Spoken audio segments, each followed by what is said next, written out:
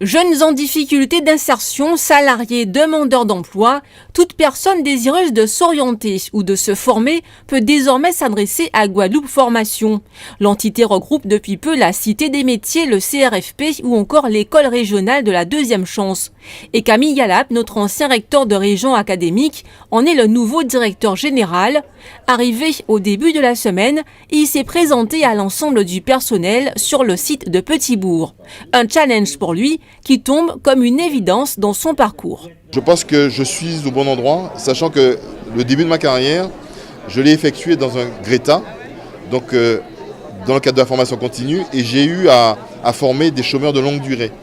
Et ça m'a beaucoup marqué dans mon parcours, et ça m'a donné beaucoup d'envie d'aller aider les autres dans le cadre de la formation. Et je pense qu'avec l'équipe qui est constituée, l'équipe de direction de Guadeloupe Formation, tous les personnels de Guadeloupe Formation, quelles que soient les catégories, eh bien, je pense qu'on a une force de frappe, un potentiel humain qui pourra répondre aux enjeux d'une meilleure insertion, une meilleure formation de l'ensemble des personnes qui passent chez nous.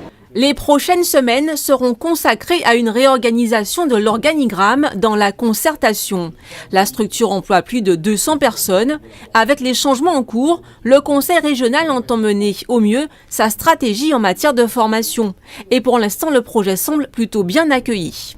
On va légitimer effectivement des fonctionnements qu'on avait déjà mis en place, mais on va aussi offrir d'autres possibilités à nos demandeurs d'emploi et pouvoir leur donner, clarifier un petit peu le monde de la formation, parce que c'est vrai que avoir plusieurs structures disséminées un peu sur tout le territoire, ne pas connaître l'offre de service de chacun, là il y aura une seule offre de service, il y aura un point central et les personnes auront une information commune et claire sur l'ensemble du territoire. Il ne faut pas que ça s'arrête à des annonces, il ne faut pas que ça s'arrête à des promesses, il faut que concrètement, parce que nous sommes en attente très profonde au niveau du personnel. Ici, il n'y a que des gens qui veulent travailler au service de la population. Et l'enjeu, ce sera des moyens, ce sera une organisation efficace qui permettra à chacun de produire le maximum en étant à sa place et en étant en situation de proposer le meilleur pour la population. D'ici juin, Camille Galap et son équipe devraient être en mesure de proposer les grandes lignes du projet de remaniement de la structure.